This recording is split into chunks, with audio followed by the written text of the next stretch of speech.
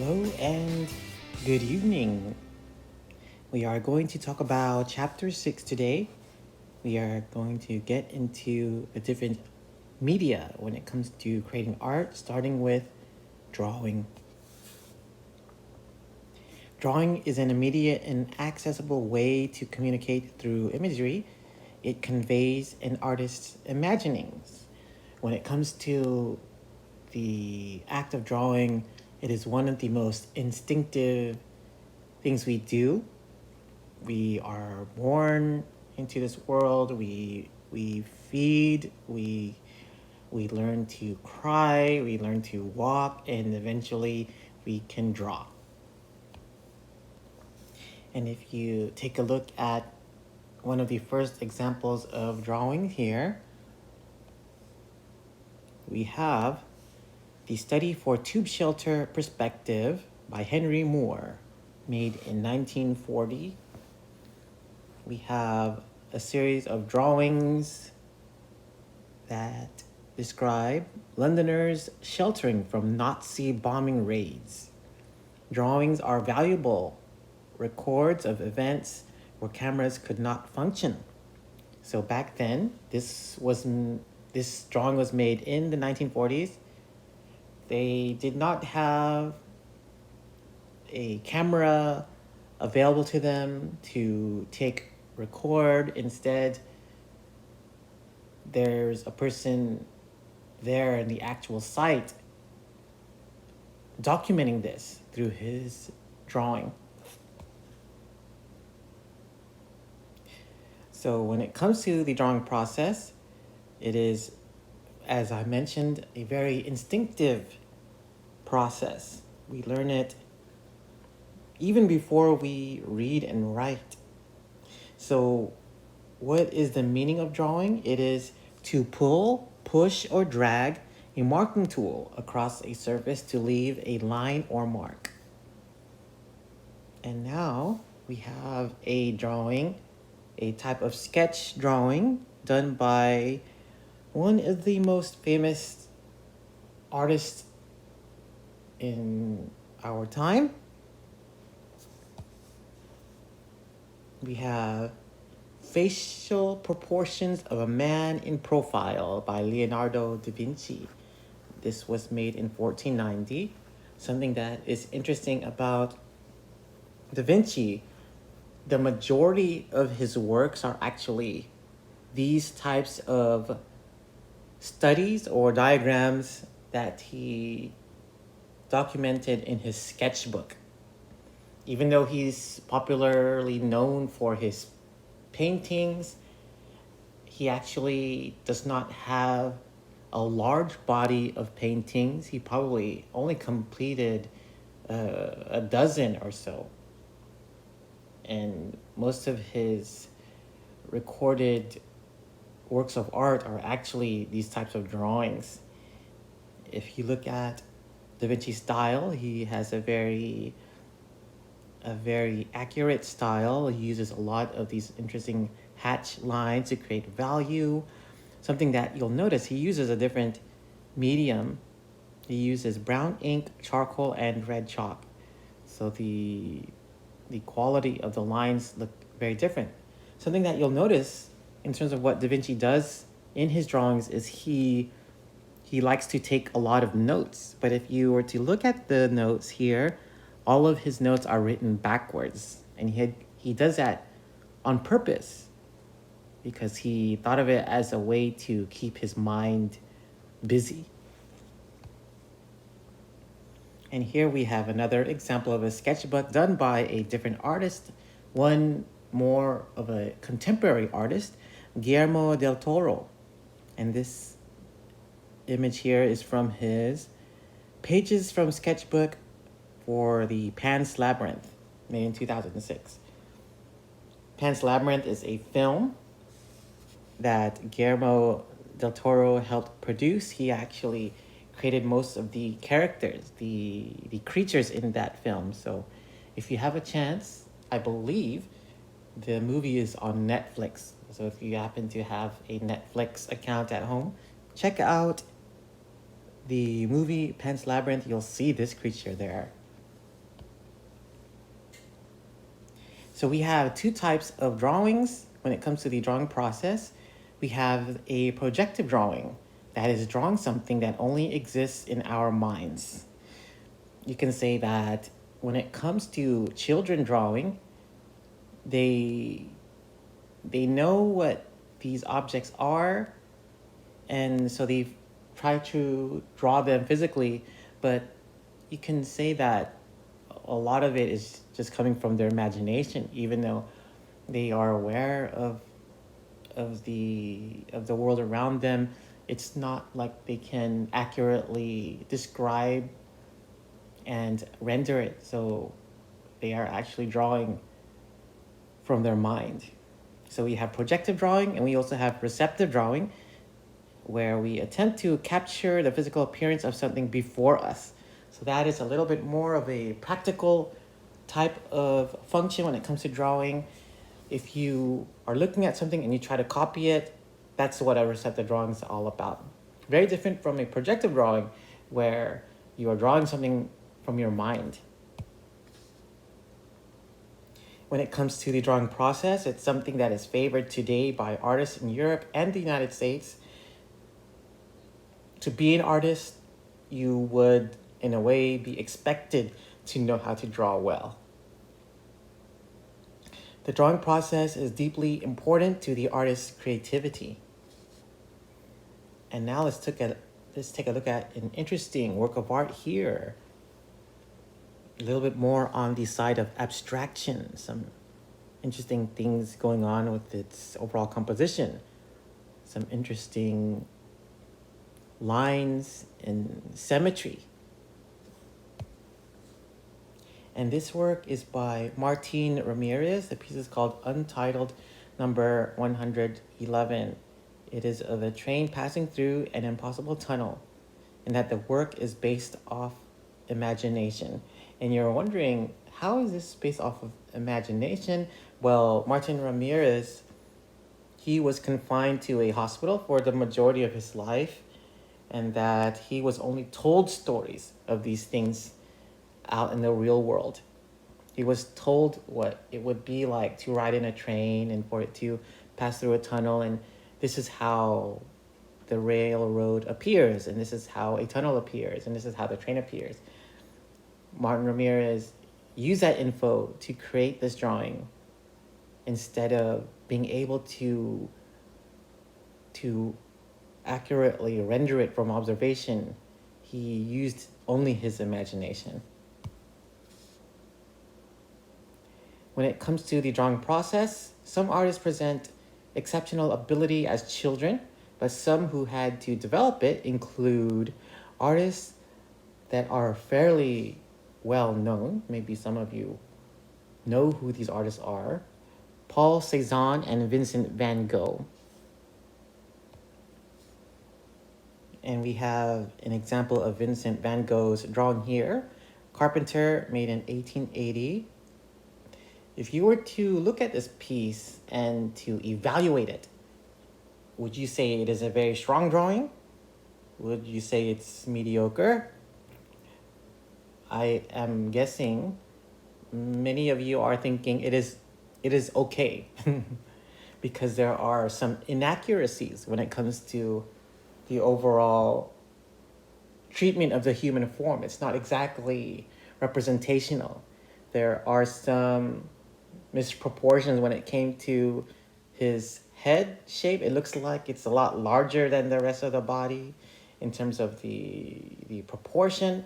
His hands look exaggerated. They look they look really big compared to his arm.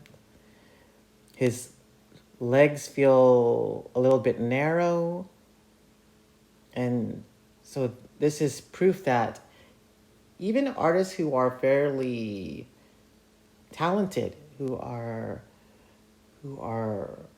some of the most famous artists, they're not always gifted with this ability to be able to create beautiful things. Instead, Vincent van Gogh was more of an artist that learned how to draw better as he got older, actually. And here is an example of Vincent van Gogh's drawing at a later time, old man with his head in his hands. And something about Van Gogh, he believed he had to master drawing before he allowed himself to use color. He was actually the type of artist that wanted to be better at color and not so much about having this ability to draw accurately.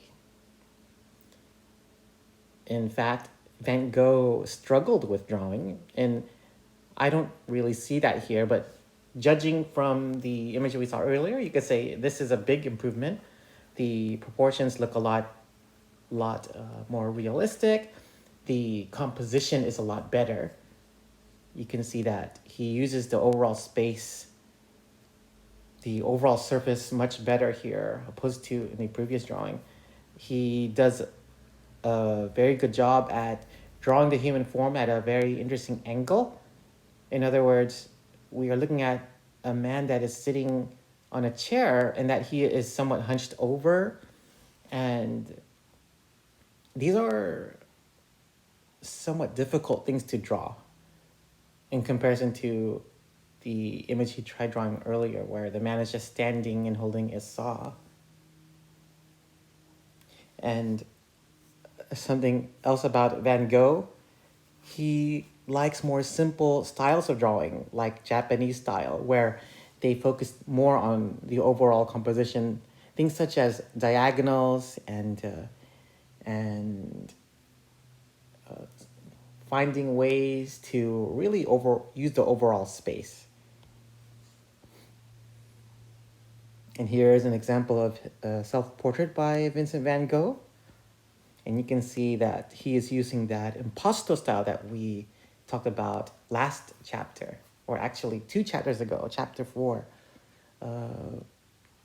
The impasto style where the paintbrush has a lot of pigment and that Van Gogh is just deliberately making thick applications of paint and just very quickly, but at the same time, really just focusing more on color than anything else. And here's another drawing by Van Gogh, Trees with Ivy in the Asylum Garden, 1890. So you're probably reading the title and thinking, whoa, what is this? What is this that I'm reading about? Yes, he was actually depressed for the majority of his life, so he was confined to an asylum. But despite that, he was inspired and determined to create works of art. And now we're going to talk about different purposes of drawing. There are 3 main functions. One is that drawings are for a type of notation, sketch, or record of something seen, remembered, or imagined. They can be used for a study or preparation for another, usually larger and more complex work. It is also an end in itself, where it can be a complete work of art. And now we are looking at a drawing by another famous artist, and this is an artist from the Renaissance. You can, in a way, determine, later on you'll be able to determine just from looking at a painting that, oh wow, okay, this looks like it came from this art period. This looks like a Renaissance style painting or a Renaissance style drawing. And so if I were to ask you, what is the function here? Is it more of a notation? Is it something that can be used as a study for a larger project, or does it look like a work in itself? If you said that it looks like a type of study for a larger project, then good job. That's what Michelangelo used this drawing for. You can see that he actually practiced drawing the hands several times. Hands are very difficult to draw. And you can see that he tried drawing them in different positions. And this piece is called Reclining Male Nude, made in 1511 by Michelangelo Buonarroti. And now we're going to look at Picasso's work for Guernica, his studies. There are actually a total of 45 studies that are preserved. And this is a very interesting work of art. It's probably one of his most famous. He was actually commissioned to do a very large painting based off events that happened during the Spanish Civil War. You'll see that in his early works, there's a lot of gestural lines. And I'm not sure if we talked about gestures just yet, or gestural lines, but these are lines that are very fast. They're more action-oriented, and artists use gestural lines a lot in their sketches. And here's the first composition for the study of Guernica, May 1st, 1937. And here you could see just the gestural sketches. We can't really point out any familiar objects just yet, but you can tell that he's using this as a type of notation, really just imagining, okay, there's going to be an object here, there's going to be this semicircular shape happening here, there's going to be another interesting shape there, maybe a hint of architecture. So very quick study in preparation for the next idea. And here is a later version. And this one was made May 9, 1937. And now we can see some of these objects come to life. A lot of really interesting figures and objects. And here we have the final version of Guernica. And we are looking at a very large painting, and you can't tell that just from looking at this image. But I believe it's maybe 20 feet wide, maybe longer. We'll find that out in just a bit. We have some interesting symbology here. The bull in Spain is a very symbolic animal. The bull here represents fascist Spain. So during this event, during Guernica, Guernica is a town that was basically bombed, and that the fighting was happening between two styles of governments, a more fascist type of government and the Republic Spanish government. So during the Civil War, you can tell just from this painting that it was very traumatic. Many people lost their lives, many things were destroyed, but at the same time, it made many people think differently about the world. You can say that when war hits, it makes a really big impact on society in general. It makes people think outside of what we would call a comfortable life. And so we're not really looking at a work of art that is made to be beautiful and to impress anyone. Instead, it's a work of art that really is about relaying a message. And if you want to look at the closer look file, I have that on our modules. Make sure to check those out. They have some really good info on these pieces here. And so we're talking about purposes of drawing, preliminary sketches, not generally considered finished pieces, and that many of them are treasured for intrinsic beauty of process. We like to look at the different stages the artist went through before he or she made their final product. There are these cartoons. Cartoons are full-size drawings made as a guide for a large work in another medium. So if you can imagine, you are a painter, you are planning to do a mural painting on someone's wall. so, so maybe someone wants you to do, you know, like a landscape for a nursery. Just can you paint a beautiful landscape with mountains and hills and in a house, maybe some animals. So you would first draw it out, and you would of course think about things like scale and proportion. You want to know the space you're using, and after you have somewhat of a completed composition, then you're going to use that as a guide before you actually paint on the larger surface. That's what a cartoon is. So you'll see these used often, especially for fresco paintings. Frescoes are the large paintings on a wall. Sometimes they're used for mosaics.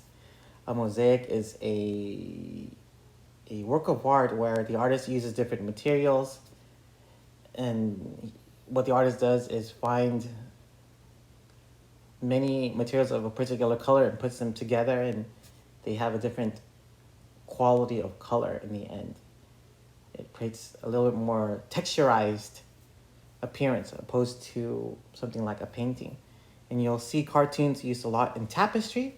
A tapestry is a type of fabric art, or maybe a decorative blanket, or anything similar to that.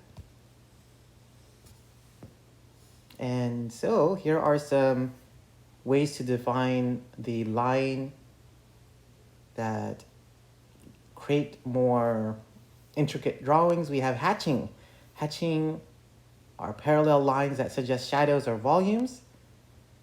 We'll see in this upcoming drawing called The Preacher, where the artist uses a lot of cross hatching. So we have first the hatching lines. If you can imagine just drawing lines that are parallel to each other, that they are just grouped together so that we are seeing a gray. That's what hatching is. And we also have contour hatching. Contour hatching is similar to hatching, except that it helps define the edge of the object. When it comes to working with different materials in drawing, of course, many of it is done on paper. Usually have a smooth surface or a surface with tooth. Tooth is a type of rough grain that gives texture. So if you were to just use a regular paper for drawing, it can do a pretty good job at holding the pigment together. But if you're using a medium like charcoal where it's very loose, it probably will just shake off if you were to pick up the piece of paper. So you have to actually use a different kind of paper when it comes to drawing with charcoal. You'll want to use a more rough paper that has tooth, that has texture to hold that pigment in. And here are some different line qualities made by different drawing tools. So you can see pencil here, some charcoal, there's even a brush and some ink pens. And here are a set of images that explain the terminologies we talked about earlier. Hatching, so hatching are those parallel lines. Cross hatching is basically the same thing, except that there are usually at least two sets of parallel lines. So you can do hatch lines by making them horizontal, then you can cross hatch them by making another set of lines that are maybe perpendicular to the first set of lines. And then the contour hatching, again, similar to hatching, except that it helps define the contours or the shapes of the object. Okay, and so here is that image I just talked about, Preacher, and it is basically an ink drawing. Wherever there are more dense sets of lines, that's where the values are darker. So you can see a lot of really intricate hatch marks on the hands and the wrist, and also the neck and the hair.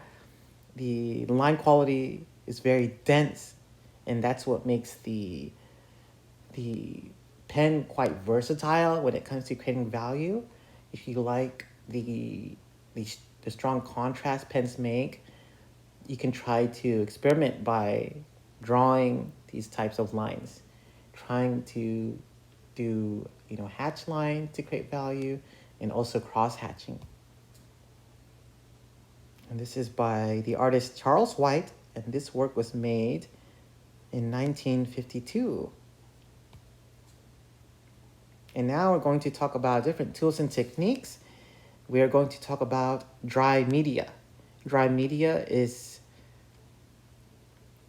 the types of drawing tools such as pencil, charcoal, Conte crayon, and pastel. They all vary in degrees of hardness, and the hardness is actually used to control the darkness and the line quality. The softer the medium is, the darker it usually is.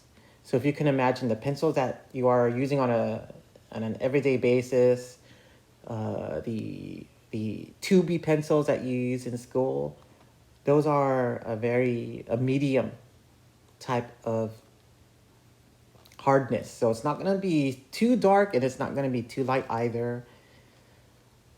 So if you were to get a pencil that was a little bit darker, the pigment is actually a lot softer. There are pencils where the lead is a lot lighter, and those are a little bit better for things like drafting and making early sketches. And here is a drawing done using a dry media. One thing that I want you to think about is if you were to see or hear about a drawing, the exam and the quizzes, they ask a lot of questions about the artwork. So it's really good to get to know them and to, in a way, memorize them. So this is a work of art that was created using pencil, very abstract, some very interesting happenings in the overall composition, very dense composition, very abstract. Umberto Boccioni, The States of Mind, and this is called The Farewells, made in 1911. When it comes to dry media, we're going to break down some of the characteristics of charcoal. Of course, charcoal is probably one of the most popular types of media when it comes to drawing. So if you like to draw, I would suggest buying charcoal. And the thing about charcoal, dark passages can be drawn quickly. So it actually can make a lot of marks right away, and it can be really dark right away. So it's kind of an exciting medium. Something about charcoal, not all the particles bind to the surface. They had to be set with a thin fixative varnish to prevent smudging. So if you draw with charcoal, it's going to be really loose on the paper, unless you have really good paper with good teeth. And even that alone isn't enough to hold all the charcoal particles. So the artist had to use a fixative, basically a type of spray. They get a spray and they cover the paper with a thin layer of that fixative, and it helps keep all of the pigment together. When it comes to charcoal, there is a wide range of values. So here is an example of a drawing where the artist used charcoal. Vija Kelman's, web number 5, 1999. And when it comes to charcoal, we are thinking, oh wow, we're just drawing with basically, it feels like a piece of a rock, even though it's actually burnt wood. We are noticing that charcoal can make some very accurate images. So other types of dry media include Conte crayon. Conte crayon is a type of medium where graphite is mixed with clay. So the graphite material is similar to, graphite is basically what you're drawing with. If you're drawing, with a 2B pencil, the lead part, we call that graphite. And so the Conte crayon has a little bit of that, but there's a little bit of clay in there also. And because there's a little bit of clay, it actually softens the marks a little bit. So something about Conte crayon, they resist smudging with similar variation of charcoal. They don't smudge as much as charcoal because it's a little bit softer. Contact crayons are very much like wax crayons. If you grew up, if you had a coloring book growing up, and you probably had a lot of crayons. Contact crayon is almost like that, except they're a lot more vibrant, and they're they're just more difficult to use than a regular crayon. Something about contact crayons and wax crayons, they're not really used by many serious artists. One artist that uses contact crayon a lot is George Seurat, and we'll see a work by him pretty soon. And so we have pastels. Pastels are similar to natural chalk. So when it comes to drawing, and uh, there are charcoal, there are graphites, there are also Conte, and then there are pastels. Pastels are very much like chalk. So if you can imagine chalk, but then there are different colors. That's what pastels are pretty much. And here is the work by Seurat, Le Echo, study for Une Bagnade Asnieres, 1883. Something about drawing with Conte, it is very soft, and there's clay in it. So it's very, very close to, it gets a little bit closer to almost painting.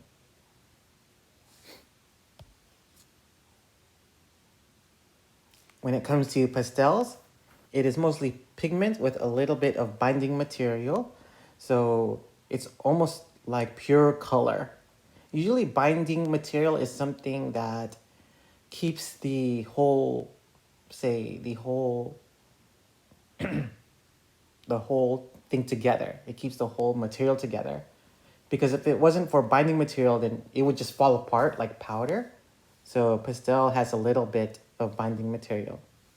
And because there's just a little bit of binding material, it's somewhat difficult to create precise lines. And these kinds of experiences, I'm just describing them from my own experience. It's very difficult to create detail with pastel because it is a little bit too soft, and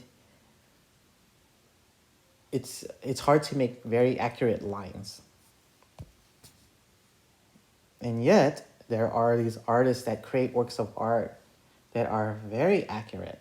Rosalba Carreras, Portrait of a Girl with a Bussola, 1725. And this is pastel. And I would not have guessed this is oil pastel, simply because of the amount of accuracy that we are seeing here. And one of the clues, the giveaways that the artist uses pastel here is, if you look at some qualities of the hair and of the skin, you'll see that it looks somewhat powdery, or you can almost see through it like a crayon. So when we see these types of qualities, then we can say, oh, maybe that is pastel instead of oil paint, because I'm seeing through it a little bit more. And so it takes a lot of skill to be able to pull off a drawing like this using that medium. And here is another work of art, and the artist uses pastel again, Edgar Degas. And when it comes to the oil pastel, you can see that there's a lot of saturation with the color. If I can ask you to look at the image, if you see behind the woman, there's the orange and yellow, it looks like a curtain. You can see how vibrant that orange is, how strong some of those hints of red are. It's very difficult to create that same amount of saturation using a lot of different media. If you are using color, the only way you can really get that is through paint and maybe, spray paint or ink. But when it comes to something like a pastel, where it's really just pigment, just powders, it's really difficult to get that same amount of saturation. So if you look at the the drawing again, on the right side, you'll see some hints of purple, and then there's some blue, and then if you look lower, you start seeing some greens and yellows. Again, when it comes to working with this medium, it's very difficult to get that same amount of saturation. So the artist actually has to blend a lot to achieve that. And so now we're going to talk about liquid media. So we had dry media, and now we're going to talk about liquid media. These include black and brown inks, washes of ink that are usually thinned with water. We are also talking about felt and fiber-tipped marker pens. So when it comes to drawing, you can still draw with ink. And there are these things here, washes and ink pens and also markers. And now let's take a look at this work of art here. And this is created using a type of ink pen. If you have ever experimented with a calligraphy pen, that is very similar to what the artist uses here. And this is by one of my favorite artists, actually, Hokusai, tuning the samisen. There are some different qualities of lines. Look at the face of the figure and how the artist uses the very thin part of a ink brush or an ink pen. More of an ink brush, a very thin part. And if you can imagine and look at the lines created on the fabric, the artist uses a different type of brush there, where the ink is a little bit, it flows a little bit more. There's more width on the lines, so the artist is able to control some different line qualities, producing an overall interesting composition, changing it up a little bit to make it more diverse. Something that you'll notice when it comes to artists like Hokusai, these Japanese artists, they focus more on things like composition, and that they're not really trying to capture the drawing from reality, trying to make all the shading correct and the proportions correct. Instead, Hokusai creates a very diverse image just from creating a angle with the way the figure is positioned, and then the instrument on top of her is almost like making an X. So it's a very interesting composition. Here's another drawing done using wet media, and this is by Rembrandt van Rijn. Rembrandt is a very famous painter. He's considered one of the masters, Eliezer and Rebecca at the Well. So the artist here actually uses brown ink and also a reed pen. There is a little bit of gouache, and that gouache is a type of watercolor that we're going to get into with a little bit more depth in the next chapter. And here's another example of a drawing made by ink. This is more on the contemporary side.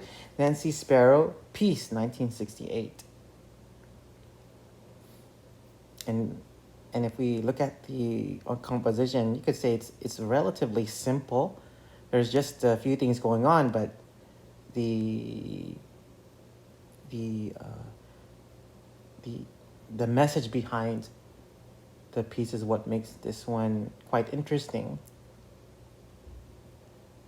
It looks like a nude figure standing on top of a helicopter.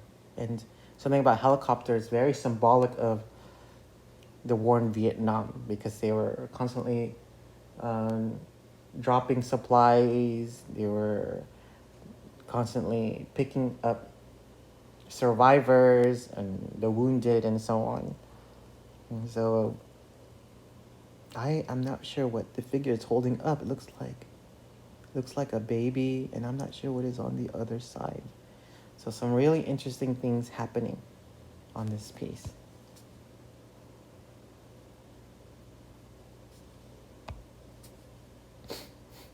And so when it comes to drawing, they are seen in these here, comics and graphic novels. They are sequential art forms based on drawing. It is a culmination of development through the ancient Egyptian murals, medieval tapestries, and print series in the 1730s. And here is a very early example of comics. This was made in 1906. Winsor McCay, Little Nemo in Slumberland. And something about comics, if you were to look at one that is fairly recent, a more up-to-date comic, this was made over 100 years ago, but it still looks very similar to what comics are in today's standards. Another comic here, Gilbert Hernandez, cover of Fear of Comics, made in 2000. Gilbert Hernandez is a very interesting artist. He's actually from, I believe he's in LA.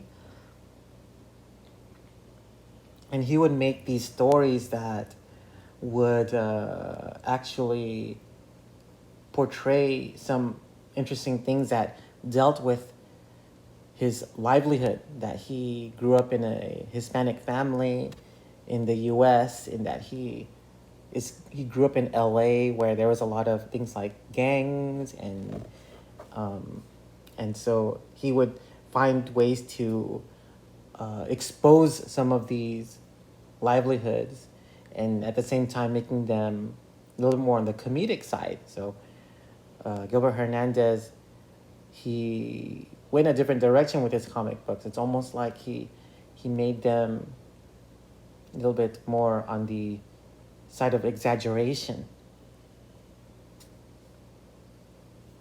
Another example of a comic here, Marjane Satrapi's Persepolis.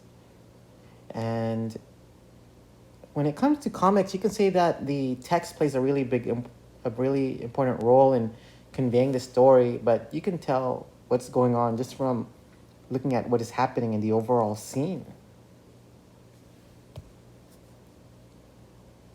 There are some artists that go different directions when it comes to comic books, and this artist here, Janusz Jaworski, creates a type of abstract comic where even I don't know if the writing, is that real writing, or is that just a type of abstract, or is that like a made-up type of text.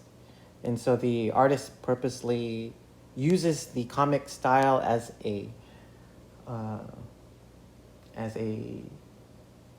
medium, and creates some really abstract works of art here, where we're really just making up our own stories. And now we're going to talk about some contemporary approaches to drawing in combination with other media. And now let's take a look at this work here. A very large piece, actually. And it is a type of contemporary drawing in that the artist is using different types of materials.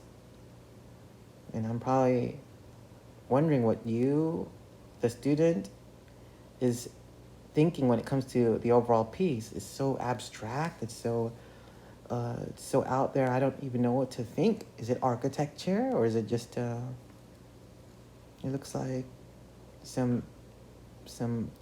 a map of some sort, but who knows? Let's see what this piece is about. Julie Moretu, Back to Gondwanaland, made in 2000. And so this is actually a drawing used where the artist used ink but also acrylic paint on canvas. So it's actually a combination of different things. And this is a very large painting, 8 feet by 10 feet.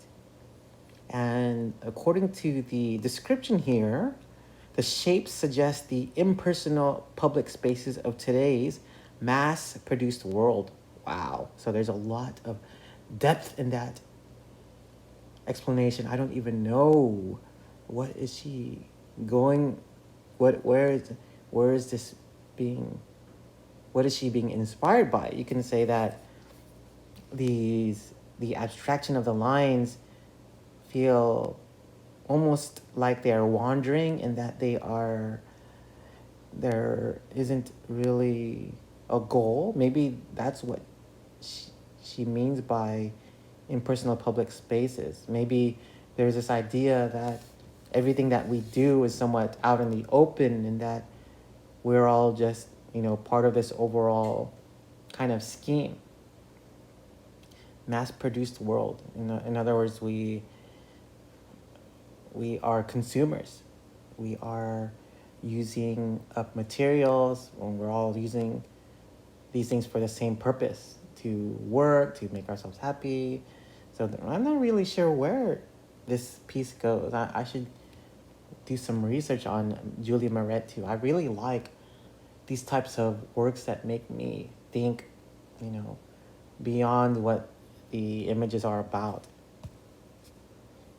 And here is another example of contemporary drawing where the artist uses just tapes on the wall. And so the artist has this empty gallery space and just random, I'm not going to say random, it looks like she arranged the lines to be particular ways to really just make us think or feel something differently when we enter that space. Christine Hebert, Reconnaissance. And here we have a work by Ingrid Kalaim, number 334, tracings from the LA River and ArcelorMittal steel, made in 2011. And so what the artist does here is uses a colored pencil and makes drawings from the rubbings taken in these abandoned steel plants in New York and the Los Angeles River. Wow. So all of these patterns that we are looking at, they're actually taken or drawn by rubbings. So she actually got the paper and put it over a certain material and just started to follow those edges. Started following whatever texture is underneath the paper. And so it produces a very unique quality of line. Another contemporary approach to drawing is through electronic media. So technology makes new movements of art possible. And you probably have dabbled in this before. If you are taking an art class, I'm guessing you have a little bit of interest in art. So maybe you've drawn on your phone, or you've drawn on your computer or on your tablet. And so many artists are also using this as a medium to create new works of art. This is by David Hockney, The Arrival of Spring in Woldgate, East Yorkshire in 2011. For January 2011. So what David Hockney does is he uses an iPad and he draws every day for several months in 2011. And these marks were made with just a finger on the screen. And so that alone, that idea is a very cool idea, that we don't have to depend on a physical medium to draw with. I mean, a traditional medium, such as a piece of wood or a charcoal, or even our writing pencils. We don't have to depend on that anymore. One thing that, if you have a iPad, or if you have a tablet and you have one of those styluses, or maybe an Apple Pencil, and you want to you want to make some drawings and you want to show them to the class, that would be really cool. I actually have an Apple Pencil, and I do some demos And I can show you guys some demos that I give to my drawing students. But if if you're interested in drawing and you like technology and and you want to see if you can make some pretty good artwork, experiment. You can get an Apple Pencil or whatever and try it at home, and it's kind of easy to use after a while. So when it comes to drawing in general, especially in today's standards, there are so many different directions. You don't have to just use a pencil. You can draw with charcoal, pastel. You can draw with ink. You can draw with tape. You can draw with on a digital medium, such as a computer. And so